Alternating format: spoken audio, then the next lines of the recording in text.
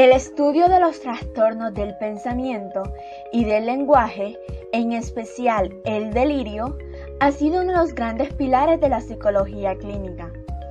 En la psiquiatría, se tiene que tener en cuenta que la ausencia de los delirios y alucinaciones eran las causas por las que se clasificaban a los pacientes con trastornos mentales en el grupo de la psicosis o en el grupo de la neurosis. Trastornos del pensamiento. El pensamiento se podría definir como un proceso mental propio del hombre que le permite reflexionar, juzgar, realizar acciones y proceder al análisis y a la síntesis. Los trastornos del pensamiento se han dividido en trastornos de curso y trastornos de contenido del pensamiento. El primero, los trastornos del curso de pensamiento. En el pensamiento normal se manifiesta con un lenguaje coherente. En los trastornos del curso de pensamiento aparece una dificultad o imposibilidad de seguir el discurso del paciente. Como primera categoría encontramos los trastornos de velocidad, el cual se subdivide en 4. El primero, llamado taquipsiquia o pensamiento acelerado. En este los pacientes verbalizan un alto número de vocablos por unidad de tiempo. El segundo es fuga de ideas o pensamiento ideofugitivo. En este, el pensamiento parece saltar bruscamente de un tema a otro. El flujo de palabras es casi continuo y usualmente aparece en episodios maníacos. El tercero, conocido como bradipsiquia o pensamiento inhibido. En este, el desarrollo del pensamiento es escaso y está retrasado. El discurso es más lento de lo normal. Y el cuarto, conocido como bloqueo del pensamiento. Aparece una parada en el discurso, perdiéndose la idea directriz. Quiere decir que el paciente puede referir incapacidad para recordar lo que estaba diciendo o lo que quería decir. En la segunda categoría se encuentran los trastornos de forma, que se subdividen en 7. El primero, pensamiento circunstancial. El lenguaje es prolijo, existe dificultad para seleccionar las ideas y no puede discernirse entre aquello que es esencial y aquello que es accesorio. En el segundo, encontramos el pensamiento distraído, cuando el paciente se detiene en medio de una frase y cambia de tema. El tercero, pensamiento tangencial. En él se pierde el hilo de la conversación y hay una falta de relación entre la pregunta y la respuesta dada. El cuarto, pensamiento perseverante o perseveración, cuando el paciente tiende a permanecer fijado en unas cuantas ideas que se reiteran con imposibilidad de establecer un curso fluido. El quinto, disgregación, cuando el paciente se desliza de un tema a otro, pudiendo o no haber relación aparente entre ellos. El sexto es incoherencia. Es cuando hay una alteración extrema en la construcción de frases y hacen que el lenguaje sea incomprensible. Y el séptimo y último, que es la alogía, es cuando existe una dificultad en generar temas y en dotarlos de una información adecuada, que se subdivide en 2. La pobreza del lenguaje o del habla, cuando el responder simplemente es con monosílabos, por ejemplo, sí, no, etc. Y el último, la pobreza en el contenido del pensamiento, cuando el lenguaje tiende a ser vago, repetitivo, impreciso, abstracto y estereotipado. Trastorno del contenido del pensamiento. El contenido del pensamiento se podría definir como aquello que la persona verdaderamente piensa sobre algo, ya sean ideas, preocupaciones, creencias, obsesiones, etc. Cabe aclarar que no todas estas ideas son de origen patológico.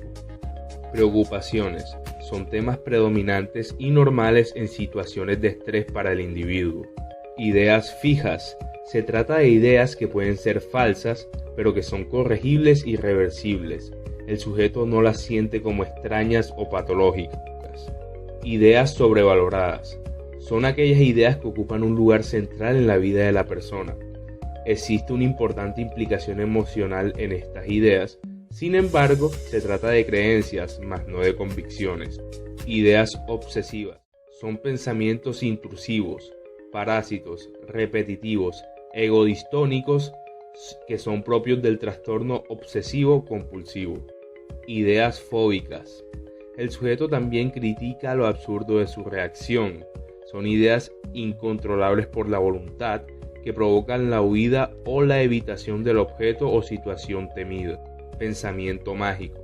Creencias que las palabras, ideas o acciones pueden determinar o impedir un suceso por medios mágicos, sin tener en cuenta las leyes de la causalidad lógicas. Ideas delirantes. Delirar significa, etimológicamente, salirse del surco. Trastornos de la experiencia, vivencia del yo y del pensamiento. Son experiencias de difícil exploración y objetivación. El mundo interno del paciente se escapa de su control o es manipulado por terceras personas. Todos estos fenómenos son muy característicos, pero no exclusivos de la esquizofrenia, y tiene diversas alteraciones importantes, las cuales las expondré ahora, que son la difusión o divulgación del pensamiento, que es donde el paciente nota como si las demás personas pudieran conocer lo que él piensa o sabe. Es una experiencia pasiva en el sentido de que no es deseada, sino que es experimentada. La inserción o imposición del pensamiento es donde el paciente carece de pensamientos que no son suyos y que se experimenta como si fueran extraños. Estos han sido insertados en su interior mediante algún mecanismo, sea telepatía o sea ordenadores. Robo del pensamiento. El paciente cree que alguna fuerza externa le está sacando los pensamientos de su cabeza, de manera de que ya no tiene pensamiento. Y esto también es una experiencia muy pasiva. Lectura del pensamiento. Es aquí donde el paciente cree que los demás conocen sus pensamientos y saben todo lo que él piensa. El delirio. En el siglo XX se empieza a considerar el delirio aisladamente de otros síntomas, como las alucinaciones, y se sientan las bases para considerarlo como una falsa creencia. Kraepelin describe en los pacientes con dementia praecox alteraciones del pensamiento que consisten en incoherencia, pérdida asociativa e ideas delirantes. Bleuler considera que en la esquizofrenia el trastorno fundamental es la ausencia de relaciones entre las ideas que deberían estar asociadas y no lo están. Para Kurt Schneider, lo que caracteriza al pensamiento esquizofrénico es el descarrilamiento, la sustitución, la omisión, la fusión, el bloqueo y el simplicismo en el pensamiento. Berríos añade que la falta de precisión en la traducción del término delirio fue y es actualmente fuente de errores semánticos. De hecho, es muy importante no confundir el delirio con el delirium. Además, considera al concepto de delirio como una creencia falsa, describiendo los delirios como actos de habla vacío. Castilla de Pino critica el concepto de creencia falsa, ya que para él, el delirio, más que una creencia, es una evidencia, mencionando que no se cae en el delirio, al delirio se llega. Las teorías psicoanalíticas atribuyen a la proyección como el mecanismo fundamental en la génesis del delirio. Tradicionalmente, partiendo de la clásica definición de Jasper, el delirio primario se puede definir como una creencia falsa o equivocada. Es fija y persistente. Es incorregible e irreductible a la argumentación lógica. Aparece sin un estímulo externo apropiado. No es influenciable por la experiencia. Se establece por vía patológica y es incomprensible psicológicamente. En el delirio, además, hay que investigar extensión, rareza, convicción, desorganización y precisión. es momento de hablar del delirio por sus clasificaciones. En primer sentido encontramos según su origen. Aquí encontramos como categorías 2. La primera, una idea delirante primaria. Aquí podemos encontrar que existe una ruptura biográfica en el paciente, existiendo un antes y un después desde la aparición de la idea delirante. Esta se puede seccionar en 3. La primera es el temple o humor delirante. Aquí es cuando el paciente va a decir algo está pasando. Tiene un límite entre la vivencia normal y la vivencia delirante. La segunda es de percepción o interpretación delirante. Aquí el paciente dice que hay una significación anormal a hechos y percepciones normales.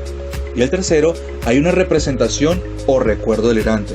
Aquí es cuando la significación nueva a un recuerdo, de manera en que el paciente representa el pasado de una forma errónea o delirante. La segunda forma es una idea delirante secundaria o idea deliroide. Aquí, según en relación con o secundaria a otros trastornos, tanto psiquiátricos como no psiquiátricos. Los más importantes dentro de este grupo son los delirios relacionados con los trastornos afectivos. La segunda clasificación de los delirios es según su contenido.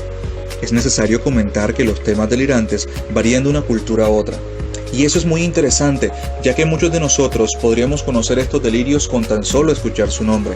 Por ejemplo, los delirios de autorreferencia, el delirio de persecución, el delirio de influencia, el delirio de significación, delirio celotípico o de celos, delirio de culpa, el delirio de ruina, los delirios somático-hipocondriacos, el delirio megalomaníaco o de grandeza, y los delirios religiosos o místicos también relacionados con el delirio mesiánico. Sin embargo, también podemos encontrar delirios cuyo nombre podrían tornarse un poco más confusos para nosotros. Por ejemplo, el delirio erotomaníaco o de Clerambault, el cual es la creencia que otra persona en general de nivel social, cultural o económico superior está locamente enamorado de él o de ella. También podemos encontrar el delirio nihilista, el cual la creencia del paciente es que uno mismo está muerto, vacío, sin vísceras y por lo tanto carece de cuerpo material. Es más, se denomina también síndrome de Cotard. Y otro muy interesante es el delirio de Capgras o la ilusión de Socias, el cual es la creencia de que ciertas personas, como sus propios familiares, han sido sustituidos por dobles exactos, que asumen sus roles y se comportan como si fueran la persona original. Según su organización, a estos los podemos clasificar en delirios sistematizados y no sistematizados. El delirio sistematizado pretende intentar demostrar lo real de su creencia, y el delirio no sistematizado divide su estructura formal diferenciando las características psicopatológicas de lo que es los delirios. Ya en las formas especiales, lo que es el delirio compartido o inducido por terceras personas, generalmente muy cercanas al paciente, puede aparecer en delirios bien sistematizados con cierta lógica y coherencia. Las reacciones deliroides son cuadros delirantes de duración breve y recortada, que aparecen ante situaciones de estrés en pacientes predispuestos. Delirio sensitivo de relación o de referencia. Suelen aparecer en personas muy sensibles y fácilmente de impresionar. El paciente sufre una situación de auto y heteromarginación con crítica de la misma. Delirium o delirio exógeno. En realidad, el delirio no es una forma de delirio, sino que es un síndrome confusional que cursa muchas alteraciones del nivel de conciencia a partir de la presencia del delirio. Hay que descartar siempre la causa orgánica o tóxico-farmacológica, ya que son alteraciones de origen no psiquiátrico. Y ya en las consideraciones finales, en las relaciones con los delirios, existen delirios en la esquizofrenia que pueden ser comprensibles y pueden aparecer después de un estímulo externo. Y por otro lado, En algunos trastornos afectivos con síntomas psicóticos pueden también aparecer los delirios no comprensibles y sin ningún estímulo que los desencadene. Los delirios se pueden dar en una alta variedad de trastornos, tanto psiquiátricos como neuropsiquiátricos y en diversas enfermedades médicas. Trastornos del lenguaje. Se trata de una investigación multidisciplinaria que implica a estudiosos de distintos ámbitos, como médicos, psicólogos, pedagogos, logópedas, lingüistas, filósofos y un largo etcétera de profesiones. Es un intercambio comprensible de ideas, siendo este el vehículo de expresión del pensamiento. Ausencia del lenguaje o mutismo. Consiste en una ausencia total del lenguaje verbal, sin que de hecho estén afectadas las capacidades instrumentales. Puede aparecer, por ejemplo, como reflejo de una actitud negativista, en situaciones de estrés intenso, secundariamente a síntomas psicóticos como alucinaciones o ideas delirantes, en el contexto de un cuadro histriónico, en una simulación, en niños con mutismo selectivo o electivo, porque el enfermo no siente la necesidad de comunicarse, en defectos sensoriales como la sordera, por enfermedad orgánica cerebral, y en algunos pacientes con autismo. Trastornos del ritmo del lenguaje. Consisten en alteraciones en el ritmo y/o en la velocidad del lenguaje. Los más relevantes son bradifemia o bradifasia, enlentecimiento en la emisión del lenguaje, aumento de latencia de respuesta. El tiempo para recibir una respuesta se hace muy prolongado. Taquifemia o taquifasia, hablar muy deprisa. Presión del habla, incremento de la cantidad del lenguaje espontáneo. El paciente habla con rapidez y es difícil interrumpirle. Tartamudez, disfemia o espasmofemia. Se da una alteración del ritmo y de la fluidez del habla, caracterizada por la interrupción del flujo del habla. Aprosodia, falta de entonación, apareciendo un discurso monótono, sin inflexiones y con pérdida de la musicalidad. Trastornos de la significación del lenguaje. Se trata de trastornos que afectan más directamente al significado del lenguaje. Neologismos. El paciente crea nuevas palabras a partir de la combinación o condensación de otras, siendo estas nuevas palabras incomprensibles para el entrevistador. Paralogismo. Confusión del concepto que expresa una palabra. Glosomanía. Manifestaciones verbales neoformadas acumuladas sin preocupación sintáctica. Glosolalía. Lenguaje personal del enfermo, que utiliza un vocabulario y una sintaxis de su propia invención, pero con un sentido propio. Ensalada de palabras. Aparición de conexiones incoherentes o incomprensibles de palabras que no responden a ninguna regla gramatical y sin significado aparente. Descarrilamiento o asociaciones laxas de ideas. Existe un deslizamiento constante de un tema a otro, pero las frases individuales pueden ser claras y con sentido. Sin embargo, las ideas se escabullen una de las otras. Alteraciones de origen preferentemente neurológico. En primer lugar, tenemos las afasias. Estas son alteraciones de la comprensión y de la expresión del lenguaje producido por la lesión de ciertas regiones cerebrales. Afasia motora o de Broca. El paciente comprende pero es incapaz de hablar. Afasia sensorial o de Wernicke. El paciente habla de forma prolongada e incomprensible. No comprende y parece no ser consciente de su problema lingüístico. Afasia mixta. Es la suma de las dos afasias anteriores. Afasia transcortical. Repetición intacta, pero alteración del resto de las funciones lingüísticas. Afasias psicógenas. Son muy pocos habituales, presentes en algunos cuadros conversivos. Y por último, están los trastornos en la articulación del lenguaje, en los que se encuentran la disartria. Es un trastorno específico de la articulación. Es secundaria a las lesiones en el sistema nervioso. Disfonías son alteraciones en la emisión habitual de la voz por lesiones de los espacios de fonación y o respiratorios. Y las dislalias son la simple emisión defectuosa de los sonidos.